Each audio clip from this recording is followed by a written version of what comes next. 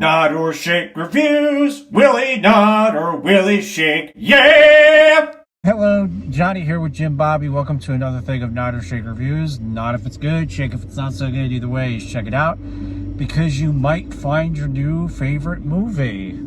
Or you'll find a piece of shit. Take a guess where this is going. I know what you did last summer. No, you don't. For one thing, or maybe it's just me, I think with these legacy sequels, recalls, whatever you want to call them. What did you just call it? I'm calling it what they call it, bro. What do they call it? It's either a legacy sequel or a requel. We need to come to terms what movies deserve these in the first place. None. Do something original. Top Gun Maverick was, I think. Okay, but do you?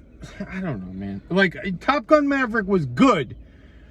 In a sea of shit, it looks amazing. But is it something we absolutely needed? I think it was the best movie of that year. So yes, absolutely. 100%. In a sea of shit.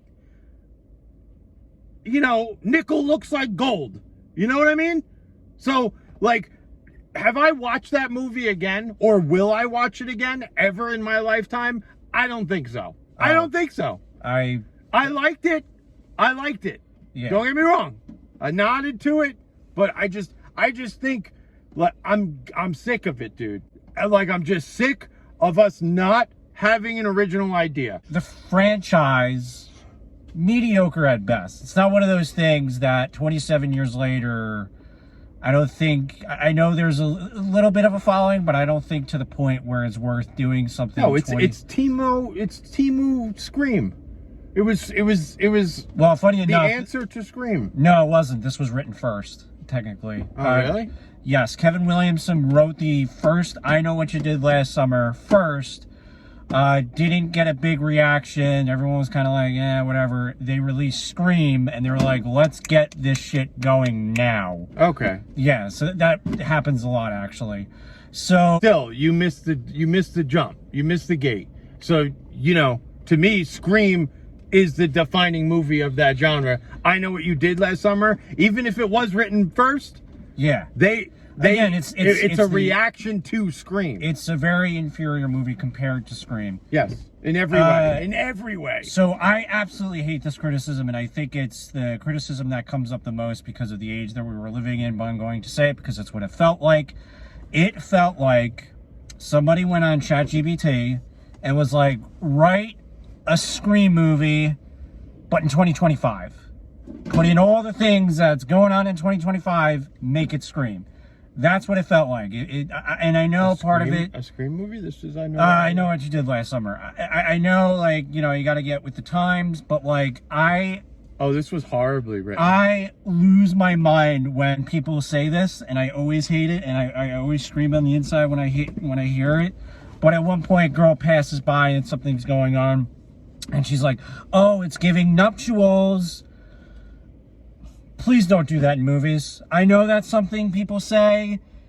It's horrid. I think it's, you know, moving on. I could guarantee you AI was certainly used. A really, really big thing that didn't work for me was it felt so forced bringing in the older characters.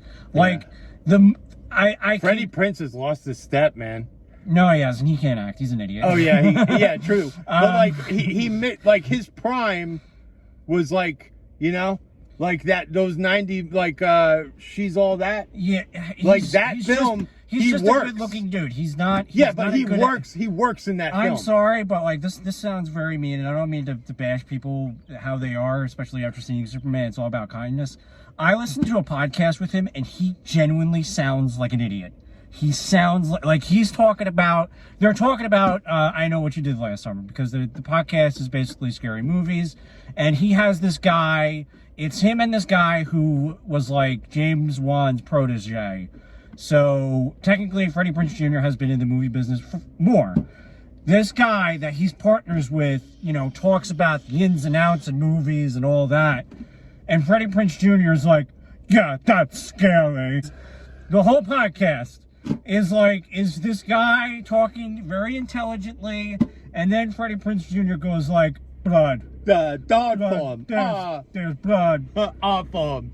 So Yeah, no, but again, I will say this though, for movies like She's All That, high school, like teen flicks, he worked. spoilers, I guess. Like, You can't spoil this film. It's already rotten to the core. The only like way I can go in with the old school characters is the motive, and that's all I'll say. But like everything else was like, we gotta go to the people this happened before for advice, and it's like typical advice. It's like, well, you gotta find out who's doing this. I'm like, you needed somebody to tell. Like, here's the who's thing, like, killing people. No. Like, first off, like, why do we keep doing this? Because the What? same thing with Nev Campbell and Scream, and this is why I didn't like the more modern takes on Scream. I know that you liked a couple of them, but I can't stand it. You're telling me that their brightest idea, like, let's say Ted Bundy, right? Ted Bundy, all these women, but like one of the women notices that Ted Bundy's after him. Her thought is to, let me go to one of the surviving victims for advice? No! It doesn't make sense. So Like, and then not only that, but like the crime. So in the original, they do some dirty shit and someone dies. Now it's then found out in the sequels that the kid actually tried to commit suicide and still blamed them. So, and that's why the sequel didn't work for me either. But like this one, they were in the road and this guy was speeding on the road and he almost hits them. And then he careens off the cliff. You're at fault, my man. You're at fault. yeah. I don't care if they decide to go, well, sayonara, dude, I ain't even calling the cops. Because, fuck you, you almost hit me with your car. You have no obligation. None. What is this, Seinfeld? Good Samaritan law? It's stupid, AI-written nonsense. And then not only that, but then they have to get the rage bait in there by saying at the end lines, the little things that they know the internet is going to go apeshit over. Stuff like, oh, I hate the 4th of July. Or, oh, men should just learn to go to therapy. Like, okay, well, I get it. You're literally just doing that just so you get people pissed. And it doesn't even make me upset anymore. It's just like mind-numbing to sit there and be like, I paid money for this stupid shit. I'm going to be dumb as Freddie Prinze by the time I'm finished. Yeah, I was that your review? That's all I got, bro. Yeah, and the characters you couldn't really, very cardboard, very boring, it just didn't. Nothing worked for me. And then But not only that, but like so unlikable. There wasn't a single character that I could say I liked in the film. They are all very hateful people. And I don't know if it's just like they're trying to be cultural and like trying to be modern, and maybe I'm just aging out of what's modern.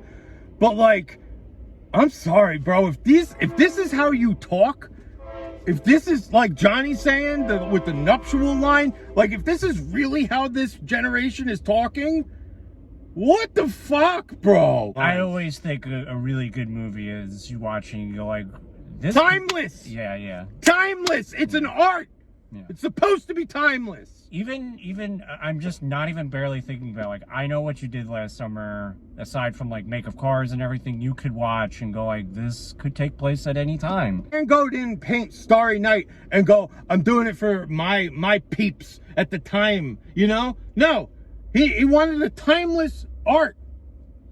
Wes Craven, timeless art. You can watch it today and it still works. Yeah, so in short, I didn't like it. I loved it. In short, 11 minutes later, shake for me. Alrighty, thanks for cringing. Bye-bye. Thanks for Clemson.